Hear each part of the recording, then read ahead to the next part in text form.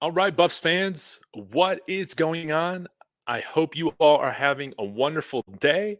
Hopefully, nobody is too hungover from the Coach Prime birthday celebrations yesterday. And we're ready. We're ready here in a few weeks to get the season started to take on TCU. Now, I have a very special guest coming onto the show. As you know, we're joining the Big 12 next year, and it is part of my mission here at David Talks Buffs to develop relationships, get to know people that are covering other schools within the conference. Because, I mean, the more we unify, the more content we can put out, the more knowledgeable we become about the other fan bases and the teams. And that's what I'm trying to do here. So it is an honor to have Trevor here from Saturday's Warrior, who covers everything Big 12 college football realignment, but BYU is one of the main focuses as well. So please be sure, whether you are watching this live or on the replay, to make sure to give Trevor a warm welcome. All right, Trevor, thanks again for being here. I really appreciate it. Hey, thank you for having me. I'm really excited, and I can tell you BYU fans are really excited to have Colorado joining them in the Big 12. Man, I love to hear that, especially with how far we've had to travel over the last 13 years. The fact that we're going to have two teams here in Utah to play now, it's a big deal, and we're thrilled to be associated and playing fan bases with a national reach like BYU, and with intense fandom. I love it, and one of the things that really stuck out to me about you, Trevor, is that I love your just authentic, raw video vlogging style. Much like myself, there's not a huge production going on, but there's a focus on quality content. I've really enjoyed your insight as we've covered conference realignment over the last few weeks. And viewers, I want to say, y'all got to help my man Trevor get to 500 subscribers. He's 3 away. So let's be sure to show some love to him, because he's met all the other metrics to become a monetized YouTube partner. Let's put him over the hump tonight. Let's go ahead and do that. So without further ado, Trevor, I would love to hear a little bit about you and your story about becoming a BYU fan.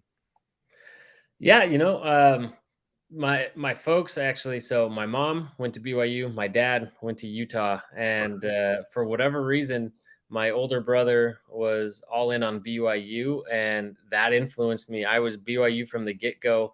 Not really sure why, really no interest in Utah, and they were the enemy from the beginning, even with my dad in-house, and he's always been really supportive, probably because BYU tuition was a lot cheaper than the U. So, that was probably beneficial on his part. But yeah, and then I went and did my undergrad at BYU, and I was there during some good years, some of the final years of the Mountain West. We were doing really well, but that was right when TCU, Utah, BYU were having those heated battles every year, and it was a lot of fun. They didn't always go my way, but I was there when we actually beat Utah. So, which we had a long drought of. So it's been good. It's been a fun ride, and Independence, as I'm sure you're aware, BYU fans, we've been Independence was good. It was necessary. We didn't get the call up when Utah and TCU did, and Independence had a lot of negatives. It had a lot of benefits. It gave us national exposure. The program was able to make more money than they would have otherwise. But we didn't have that conference to be in. We didn't have the other teams to follow. And as soon as you lose one game, you say, well, basically, there goes our shot at a New Year's Six bowl or any meaningful bowl, which means we're going to end up in Shreveport, Louisiana, right? And so it really, some of that engagement. And later on in the year, you're playing UMass and Idaho State to fill your schedule because it's harder, later on as everyone else is in conference. So we are ecstatic. We've been following Big 12 very closely for 2 years and all the teams and trying to get to know them. And we're excited to have even more teams to get to know now. Well, man, I love to hear that, and yeah, like you mentioned, it's well overdue for the BYU fan base to be uh, coming into this kind of spotlight on this pedestal because y'all are a national brand, and there's been a handful of big time college football and NFL players making their way through Provo, and yeah, I'm very interested to see uh, where the program goes from here in terms of with the first phase, I guess, of conference realignment with Texas and OU leaving, announcing that last year. How are you feeling about that, and BYU's chances, and the feelings that came out after it became official that y'all were joining? Yeah, my initial reaction was disbelief first. I was like, they're not going to the SEC. This is just posturing or something. And then it happened, and it felt like a gut punch just because I was like, more schools to the SEC. I was like, and I thought what a lot of other people thought is the Big 12 could get torn apart. And at that point, I'd kind of written off the Pac 12. And I thought the Big 12 was BYU's best chance to get into a power conference. And I was afraid that losing them, that you lose the Big 12 and therefore BYU's chance.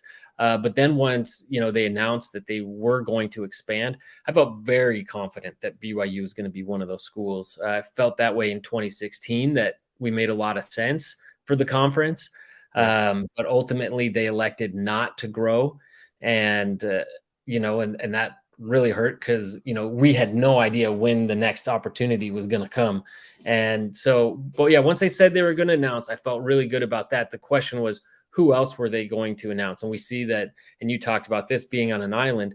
I was like, well, I feel like we're not too far off geographically. Like Colorado used to be in the conference. I felt like, okay, we're not too far, but then with everything else going eastward, I was like, I don't care. We're in, and that's what really matters. And we're used to traveling. And I'm on the East Coast, so I was like, that's great. West Virginia, I can make that trip. And You will so be going to Morgantown.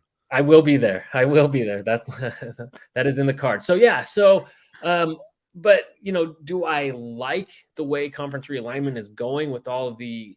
It's really more consolidation at this point than Mhm. realignment. I don't love it. It worries me a little bit about the sport as a whole, but it's happening and it's not stopping. And BYU has benefited, and the Big 12 has benefited from it. So, there's pros and cons, but I'm just glad that BYU's in a pretty good situation right now. Yeah, yeah, I think so. I think that they're getting in at definitely the right time. You've seen another, I guess you'd say, a private school that has felt like they deserve to be on a national pedestal in SMU, uh, as we've seen, extremely desperate to get in on this Power Five level where they feel like this might be, excuse me, the last opportunity in quite a while to do it. So we'll see, but I'm very excited to watch BYU in the Big 12 this year. Who are some of the opponents that you're really looking forward to facing this year? Who do you see as maybe BYU developing uh, rivalries with outside of Utah? Of course, they'll be coming in next year. So we're most excited, I would say BYU fans in general are most excited about we are the one of the new four schools that has both Texas and OU on our schedule.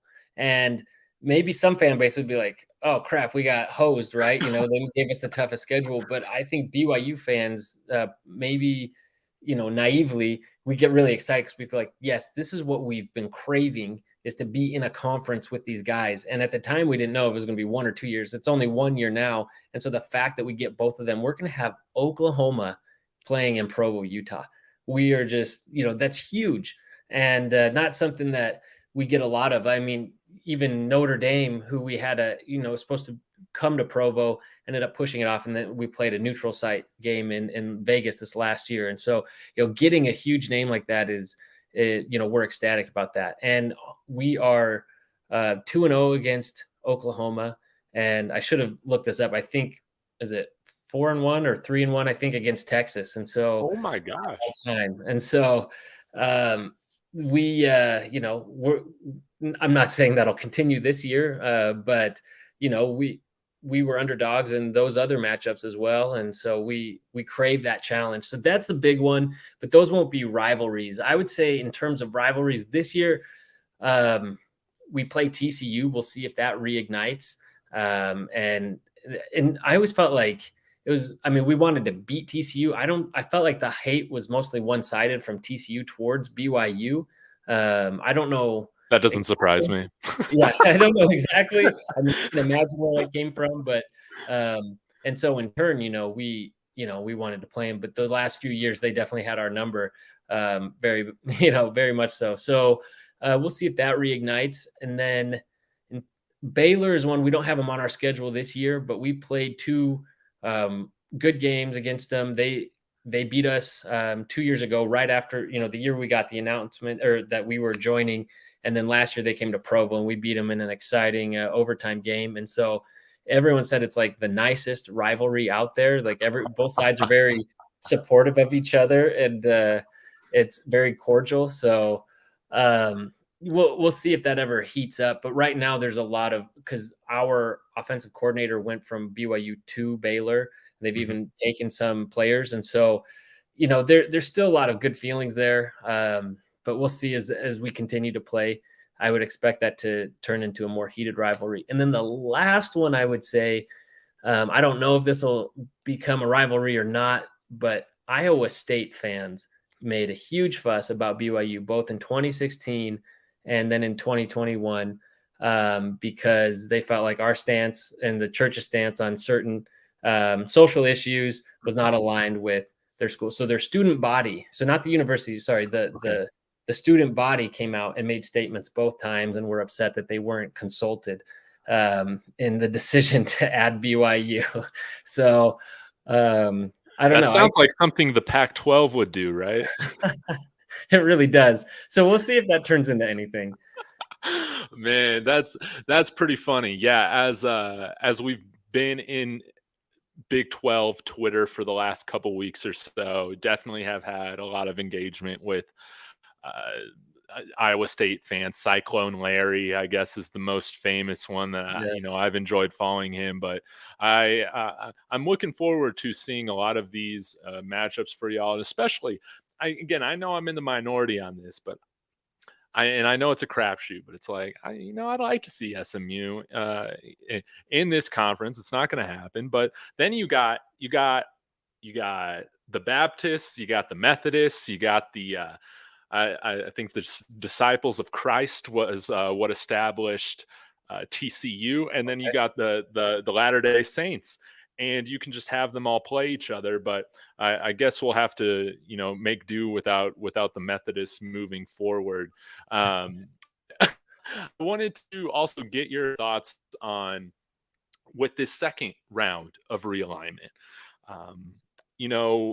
How have you been following the kind of this Pac-12 drama, I guess, over the last year after UCLA and USC announced?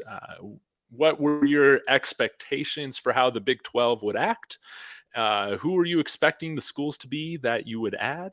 And what are your thoughts now that it's kind of played out? Validation. That is the big emotion. It's I kind of felt that there was enough smoke that I felt like there was always a chance. I thought most realistically it would probably be like Colorado, and then maybe we'd add UConn or something, right? It would be just a fraction of what was reported. Even Jason Shear, who is now famous for all his reporting and getting ridiculed, he was even saying, look, there's a lot of stuff and it could happen. My guess is they still stay together. So even he was kind of hedging on that. And so that's kind of where I came down. I was like, yeah, I think there's a chance, but we'll see what happens. And I felt like the Pac-12, like there's no way, like there's a lot of stuff going on that we're not seeing, and social media and everything is driving this narrative. I'm sure behind closed doors, they have things handled. Like there's no way it could be as bad as we're all making it out to be on Twitter. We're filling the void. And then it turns out to be like Twitter was right? Like, could this be? So there's part of that, and then yeah, just everyone saying how nobody's ever going to join the Big 12. So, and then for me, it's relief because it's validation. Yes, that like I mean, it wasn't complete craziness because it did happen, but I was surprised at how quickly it happened and that it almost happened exactly as they predicted. Like, oh, it could be the four corner schools. I was like, oh, it might be one or two or whatever, but it ended up being all four, and it was just the way. Well, Arizona State, Utah don't really want to come, and that was exactly how they kind of had to be dragged in and as a last option. So it's wild.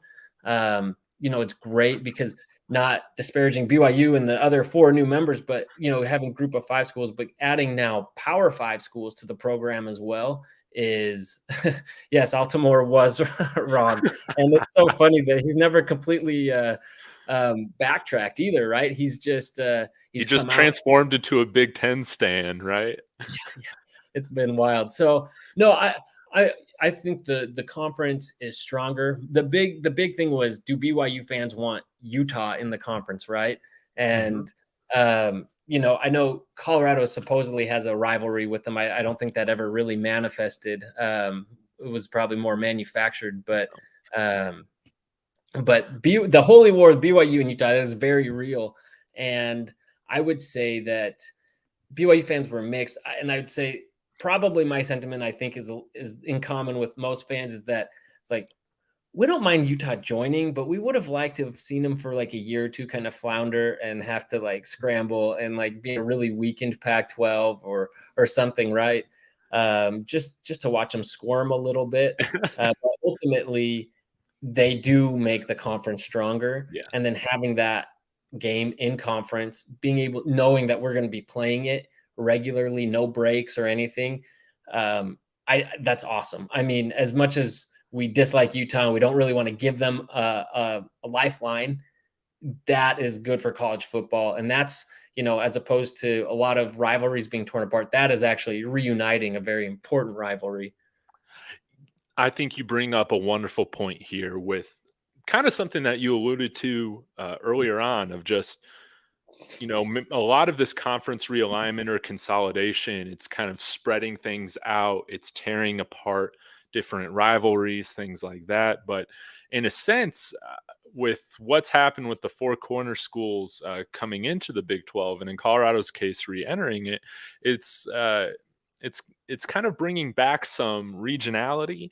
It's bringing back some important rivalries and historical matchups for some of these schools, and so that's something that I'm equally as excited about. And I want to give the BYU administration credit because, and I've seen this point on Twitter too, because I think they have every right to put up a fuss to block a school like that coming into the conference.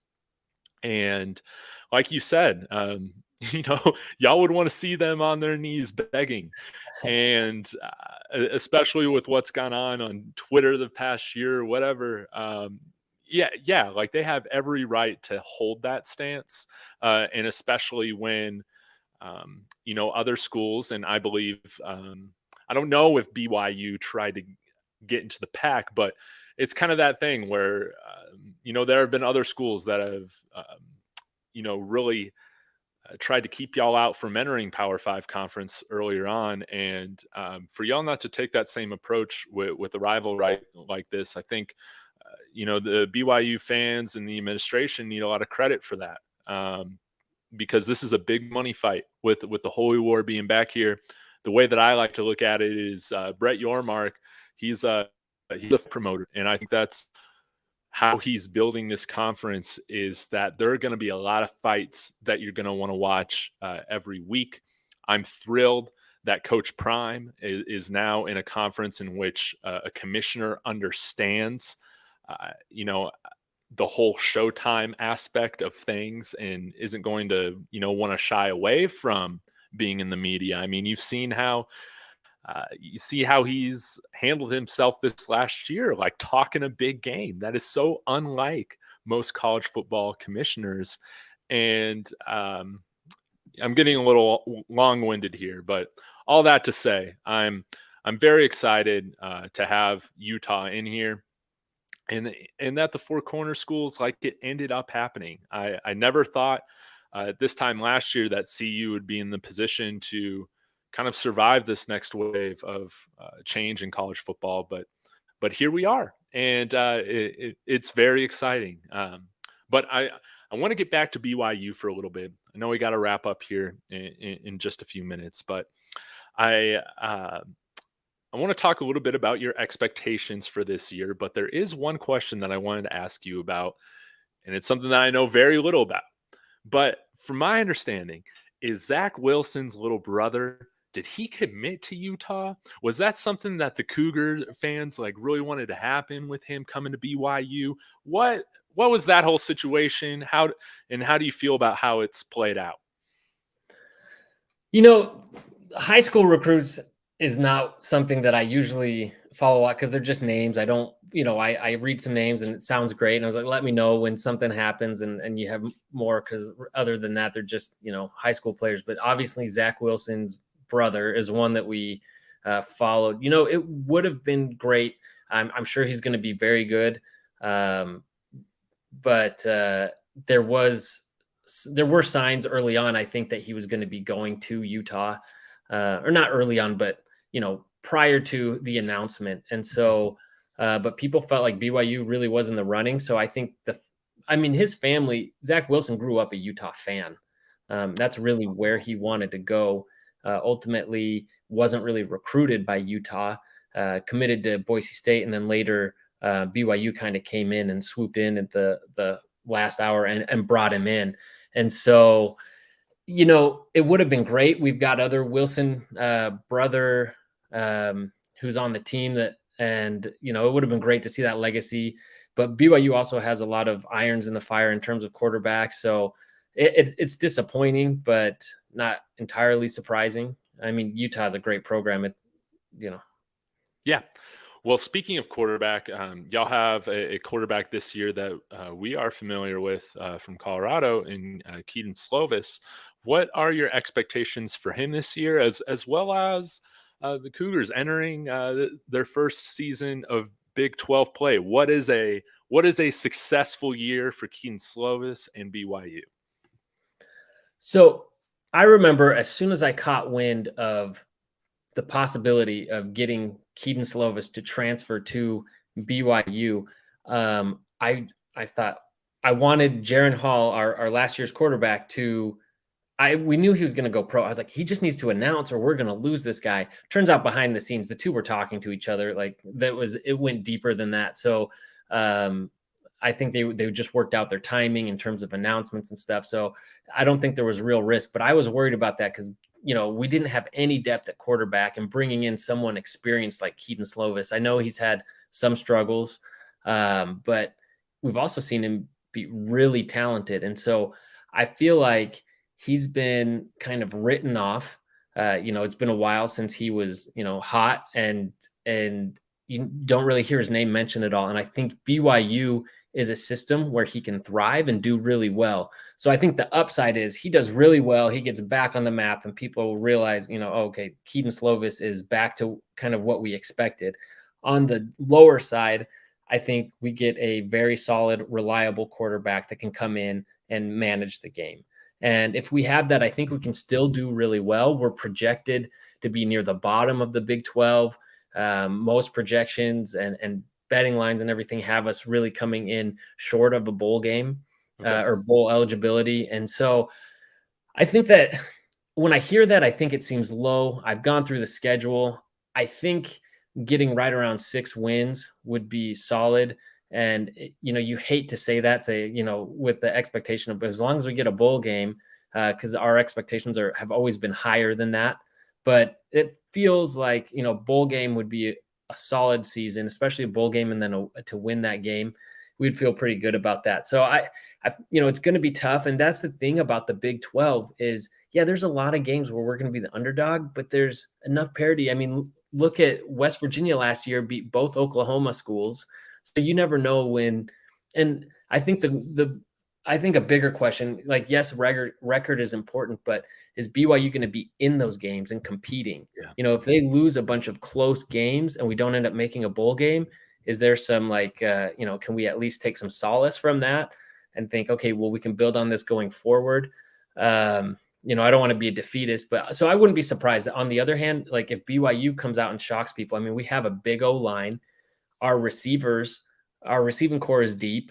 Our defense was very soft. We have a new defensive coordinator, Okay. and he was head coach at Weber State, and their defense was I wrote it down, described as aggressive, violent, confusing, and unpredictable. And so this sounds much more like the defense that BYU was used to having under Bronco Mendenhall. And so, Hmm. they can put it. There is talent, and BYU's had this is like we've had talent on the front lines. It's really been the depth. And so at the top of the depth chart is great, and then it's injuries stack up, and then do we have the depth to keep competing? And that's where we've struggled. And so the depth has gotten better, but it's still not there probably.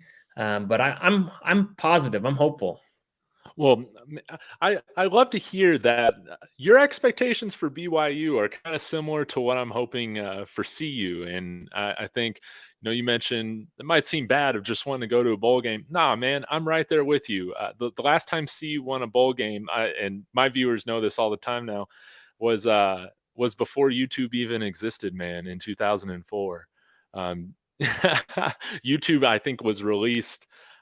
Or in the 2004 season, I think it was released just a few months after they won that bowl game with Joel Klatt. So it was a long Yes. time ago. It would mean a lot for us to get to a bowl game and get our first essentially bowl win in 20 years. And yeah, I think the betting lines still have CU right there at 3.5 wins. It's kind of interesting how it worked out with the schedule because yes, the Big 12 is a gauntlet, and you can't overlook any team in that conference. But with the Pac-12 and in the schedule that we have right now, it's it's kind of Jekyll and Hyde. We're facing 5 teams that won double-digit games last year, as well as I think it's like 5 teams that won like 4 games or less last year. So it's quite an interesting comparison. But Trevor, I am so thankful to have had this conversation with you. It's been great to connect with you over the last few weeks, and I definitely will be keeping tabs on BYU this season, rooting for y'all this year going into the Big 12. And I definitely want to make sure I have you back on some time in the season to check in and see how things are going. Before I let you go, please let me know, or let our viewers know, how they can find you, what's the type of content you like to do, all that. Yeah, you see my Twitter handle there. I kind of avoided Twitter for a long time, but I've recently gotten back on just to follow all the Big 12 madness, and so you can definitely find me there.